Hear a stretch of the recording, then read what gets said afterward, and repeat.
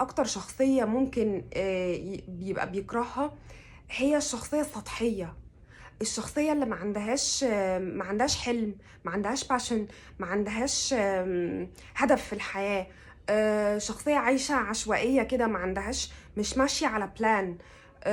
بتعيش اليوم بيومه، وبتصحى الصبح تشوف اليوم ماشي ازاي وتمشي معاه، ما بتبقاش حاطة خطة ليومها وخطة لحياتها. ما بتبقاش حاسبة حساب بكرة. الشخصية اللي هي عايشة شوية زيي. انا كده.